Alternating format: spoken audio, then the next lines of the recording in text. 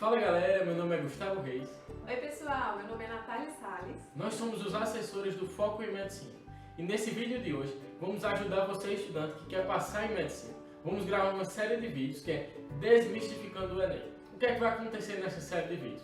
São 4 aulas que nós vamos dar para vocês, cada uma em cada área do Enem. Matemática, ciências da natureza, ciências humanas e linguagens e suas tecnologias. Então, vamos pegar cada disciplina dessa e vamos detalhar os assuntos que mais caem para que vocês não possam perder tempo em casa estudando aqueles assuntos que são difíceis e você sabe que não vai cair, né? Então, isso vai ajudar bastante você a regrar seu tempo, você a economizar tempo e ter sucesso no Enem. Então, primeiramente, vamos falar no vídeo de hoje especificamente sobre matemática. Como é que matemática é cobrada no Enem. Então, para isso, vamos pegar o Enem desde 2014 até 2018, então os últimos 5 anos de Enem, né? E ver aqueles assuntos que mais caem. Então, primeiramente, aqueles assuntos que mais caem, cerca de 35%, vêm a ser aquelas grandezas proporcionais. O que é isso?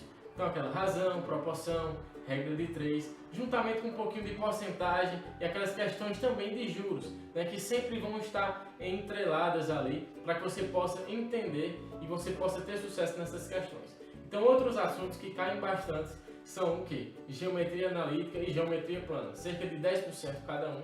Então, a gente já vai chegando em 55% da prova do Enem, só nesses poucos assuntos, né? Então, a gente vê a importância de você saber regrar seu tempo e como é que você pode chegar ao sucesso estudando apenas poucos assuntos se você tiver pouco tempo. Se você tiver como estudar mais, melhor ainda, melhor vai ser o resultado. Então, outro assunto que eu queria falar é a respeito das funções, que caem bastante. A gente analisou, viu que cai ali em volta de 12% a quantidade de questões do Enem desses 5 últimos anos. É importante saber que a gente pegou o Enem, a gente pegou o PPL, e a gente também pegou aqueles Enems que foram cancelados por fraude, né? Então, isso que a gente pegou. Os Enems, na verdade, que foram realizados após ter uma desconfiança por fraude, beleza? Então, a gente pegou também todas essas provas e uniu nesse compilado de questões e estudamos esses gráficos, essas estatísticas que nós estamos dando para você agora, beleza? Então, voltando às funções, cerca de 12% de todas essas provas que eu acabei de falar para vocês agora são de funções. Mas o que é que cai em funções? Funções, o que é que vai cair praticamente são gráficos, função afim e função quadrática, praticamente isso. Sempre a gente fica pensando, não em função exponencial, mas se a gente parar para pensar, a Natália até vai falar disso, cai apenas 1% de todas essas questões, essa função exponencial, beleza? Oi pessoal, então, eu vou falar agora o restinho do que cai no Enem, certo? Principalmente em matemática, como o Gustavo falou, dos últimos 5 anos. Então, depois de todas essas porcentagens mais altas, que constituem 55% da prova, que foi o que o Gustavo falou, a gente viu que cerca de 10% que cai no Enem é de estatística. Sim, aquelas ações que a gente estuda, média, moda, mediana. Então, isso aí só vai cair uns 10%, mas é muito, certo? Então, estudo porque é um assunto fácil e tranquilo de se estudar, então você tem pelo menos 10% da prova garantido. Então, depois disso, cai cerca de 5% ali de probabilidade. Então, também é um assunto bem importante de ser estudado, certo? Mas claro que não é tão importante quanto os que o Gustavo falou. Depois disso, a gente vai ter as progressões aritméticas e geométricas. Lembrando que a PG, a geométrica, cai um pouquinho mais do que a aritmética, certo? Além disso, vamos ter aí também análise combinatória, com cerca de 3, 5%, e também conjuntos, com cerca de 3%, e além disso, trigonometria, com cerca de ali 2%. Ou seja, o que é que eu quero falar com tudo isso? Que como o Gustavo falou que eu ia falar, lembra daquelas funções, principalmente de função logarítmica e função exponencial? Então, às vezes a gente gasta muito tempo estudando aquilo, quebrando a cabeça com esses assuntos, principalmente, né? Trigonometria, função logarítmica, função exponencial.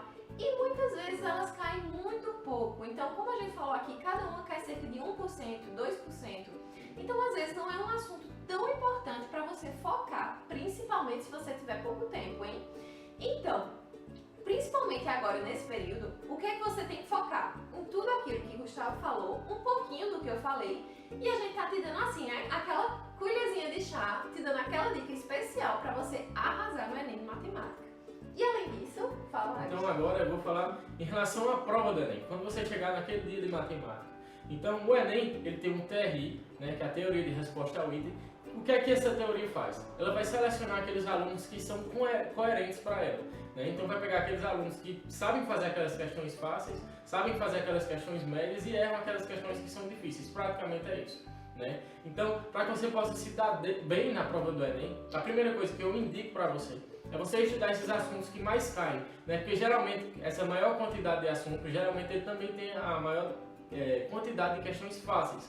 Né? Então tenta focar nessas questões que eu falei, que geralmente são os assuntos mais fáceis na matriz do Enem, de matemática. Se você parar para pensar, os assuntos que a Natália falou são um pouquinho mais difícil do que o que eu falei. Né? Então a gente, se parar para pensar, a gente focar nesses assuntos que eu falei, que são mais fáceis, a gente vai ter um sucesso maior. Então, voltando ao dia da prova do Enem, você vai pegar a prova do Enem e você vai fazer as questões que são mais fáceis, você vai catar aquelas questões que são mais fáceis para você. Por quê? Porque, segundo a teoria de resposta ao item, você fazendo aquelas questões mais fáceis, aquelas questões de gráfico, aquelas questões de regra de 3, você vai ter uma nota maior, porque você é um aluno coerente que sabe fazer essas questões fáceis, e sabe fazer aquelas questões que são mais ou menos, e erra aquelas questões que são difíceis, aqueles assuntos que são mais difíceis de estudar, que caem pouco. Né? Então, se fosse você, eu caí na nossa dica, estuda aqueles assuntos que mais caem e tenta fazer no dia da prova aquelas questões que você sabe fazer. E com certeza você vai ter uma nota ótima no Enem.